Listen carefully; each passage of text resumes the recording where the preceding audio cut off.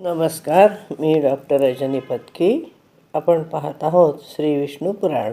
काल आपण पाहिलं की वायू दूत म्हणून भगवंताकडे आले, श्रीकृष्णाकडे, आणि त्याला सांगितले की आता आपण अवतार समाप्ती करायला हरकत नाही.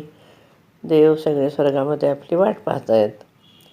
तेव्हा भगवंतांनी सांगितलं की मी यदुकुमार आहे, त्या सगळ्यांचा विनाश करून मग मी येईन तिकडे.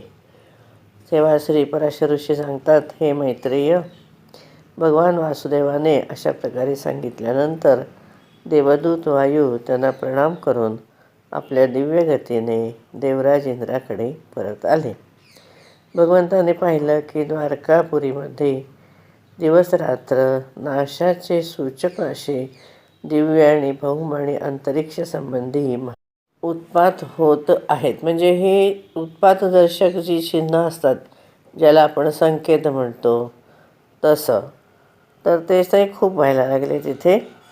त्या उत्पातांना बघून भगवंत यादवांना म्हणाला, पहा, हे घोर उपद्रव करणारे असे उत्पात आहेत, तर यांच्या शांतीसाठी आपण प्रभास क्षेत्राला जाऊयात.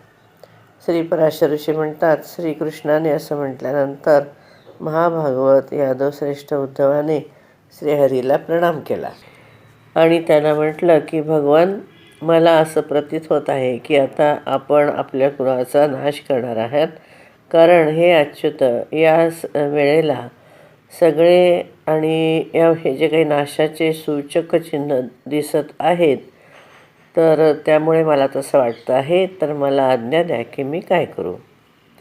श्री भगवान म्हणाले, हे उद्धव, आता तू माझ्या कृपेने प्राप्त झालेल्या दिव्य गतीने नरनारायणाचे जे निवासस्थान आहे, गंधमादन पर्वत, जो बदरिकाश्रम क्षेत्र आहे पवित्र असा, त्या ठिकाणी तू जा.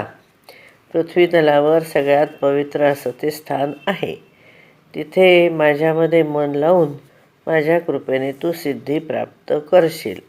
आता मी या कुळाचा संहार करून स्वर्गलोकाला परत जाणार आहे. मी इथून गेल्यानंतर संपूर्ण द्वारका समुद्राच्या पाण्यामध्ये बुडून जाईन मी. आणि माझ्याकडून म्हणजे माझ्यापासून भीती असं मानण्याचं कारण असल्याने, म्हणजे समुद्रालासुद्धा माझी भीती वाटते असं असल्याने, तो माझं घर, माझं भवन फक्त सोडणार नाही आणि बाकीच्या सगळ्यांना तो बुडवून टाकेल. माझ्या या भवनामध्ये, गृहामध्ये भक्तांच्या हितासाठी मी कायमस्वरूपी निवास करत राहीन. श्री पराशर ऋषी म्हणाले, भगवंताने असं म्हटल्यानंतर उद्धवाने त्यांना प्रणाम केला आणि त्यांनी सांगितल्याप्रमाणे तपोवनामध्ये नारायणाच्या तिकडे नरनारायणाच्या स्थानावरती ते गेले. हे द्विज, त्यानंतर कृष्ण आणि बलराम हे सगळ्यांच्या सहित संपूर्ण यादव जे रथ वेगात चालतात त्यामध्ये चढून प्रभास क्षेत्राला आले. तिथे पोचल्यानंतर कुकुर, अंधक आणि वृष्णी हे जे वंश आहेत, म्हणजे वैष्णवांचे हे वंश आहेत, तर त्यामध्ये यादवांचे म्हणजे, तर या सगळ्या यादवांनी कृष्णाला प्रणाम केला आणि त्याच्या प्रेरणेने महापान आणि भोजन केलं. म्हणजे या ठिकाणी त्यांनी मेजवानी आयोजित केली होती, तर त्या मेजवानीचा सगळ्यांनी लाभ घेतला. जेव्हा ते जलपान म्हणा किंवा काय जे पान करत होते, त्यावेळेला परस्पर विवाद झाले, त्यांच्यामध्ये भांडणं सुरू झाली आणि एकमेकांना वाईट शब्द ते बोलायला लागले आणि मग खूप त्यांच्यामध्ये कलहाग्नी उठला, म्हणजे खूप जोराची भांडणं व्हायला लागली. हे मैत्रेय म्हणाले, हे द्विज, आपलं भोजन करत असताना यादवांमध्ये वागयुद्ध होण्याचं काय कारण आहे, किंवा हातापायी झाली, ती कशासाठी झाली, ते आपण मला सांगा. श्री पराशर ऋषी म्हणाले की माझं भोजन चांगलं आहे, तुझं चांगलं नाही. अशा प्रकारे ते एकमेकांशी चांगलं वाईट असं चर्चा करत राहिले आणि मग त्यातून शब्दानी शब्द वाढत गेला आणि विवाद आणि अगदी हातापायीवर आले, म्हणजे मारामारीवर आले. तेव्हा दैवी प्रेरणेने विवश झाले ते आणि क्रोधाने लाल डोळे झाले त्यांचे आणि ते शस्त्रप्रहार करायला लागले. जेव्हा ते शस्त्र समाप्त झाली तेव्हा जवळच असलेले जे गवत होतं, आपण मागच्या वेळी बघितलं की ते सरकांडे म्हणलं आहे त्याला, म्हणजे तीक्ष्ण पात असलेलं जखम करणारं असं गवत होतं. तर ते गवत त्यांनी उपटून घेतलं आणि मग ते वज्रासमान असं ते होतं आणि ते दारुण युद्ध ते एकमेकांमध्ये त्या सरकांड्याने म्हणजे गवताच्या पात्यांनी करायला लागले आणि एक दुसऱ्यांवरती प्रहार करायला लागले.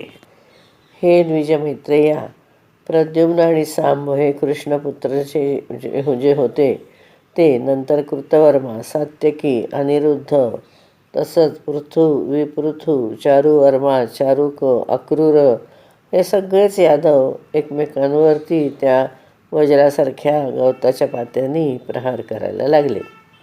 जेव्हा श्रीहरीने त्यांना एकमेकात लढू नका म्हणून थांबवायचा प्रयत्न केला तेव्हा त्यांनी उलट एकमेकांच्या वरती आणखीनच जोरात प्रहार करायला लागले, कारण त्यांनी त्यांचं म्हणणं ऐकलं नाही आणि एकमेकांना ते मारायला लागले.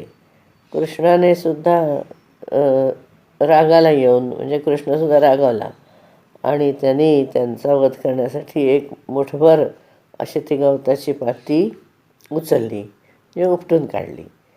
ते जे त्याच्या मुठभर होते गवताची पाती ते मुसळासारखे झाले म्हणजे लोखंडी मुसळासारखे, आणि त्या मुसळरूप त्या गवताच्या पात्याने कृष्णाने संपूर्ण आततायी यादवांना मारायला सुरुवात केली आणि त्यावेळेला समस्त यादवसुद्धा त्या ठिकाणी येऊन येऊन एक दुसऱ्याला मारायला लागले.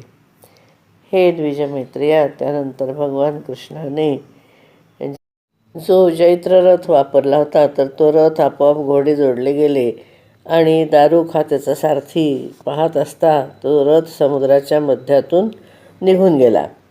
म्हणजे आता श्रीकृष्ण आपला अवतार संपवणार आहे ना, त्यामुळे एक एक एक एक त्याचं सगळं सोडून जायला सुरुवात झालेली दिसते.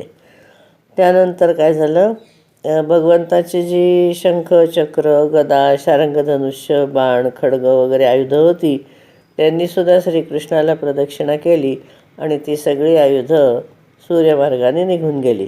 म्हणजे त्याच्या हातातल्या आयुधांनीसुद्धा त्याचा निरोप घेतला. जसा रथही त्याचा निघून गेला होता तशी ती आयुधं पण निघून गेली. हे महामुने मैत्रेया, एका क्षणामध्ये महात्मा कृष्ण आणि सारथी दारुकाला सोडून जो कोणी यदुवंशी जिवंत राहिला नाही. त्या दोघांनी तिथे हिंडत म्हणजे इकडे तिकडे फिरत बघितलं की बलराम एका वृक्षाच्या तळाशी बसले आहेत, म्हणजे वृक्षाच्या खाली, आणि त्यांच्या मुखातून एक मोठा सर्प निघत आहे. तो विशाल फणाधारी सर्प त्यांच्या मुखातून निघून सिद्ध आणि नागांनी पूजित होत समुद्राच्याकडे निघून गेला.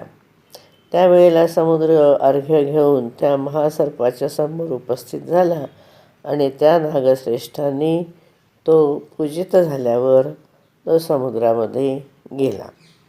अशा प्रकारे बलरामांचं प्रयाण बघितलं त्यांनी श्रीकृष्णाने आणि दारुकाला म्हटलं की आता हा वृत्तांत तू उग्रसेन आणि वासुदेवाला जाऊन सांग.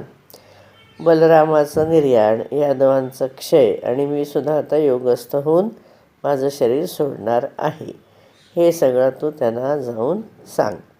संपूर्ण द्वारकावासी आणि उग्रसेन यांना सांग की आता संपूर्ण नगरीला समुद्र बुडवेल.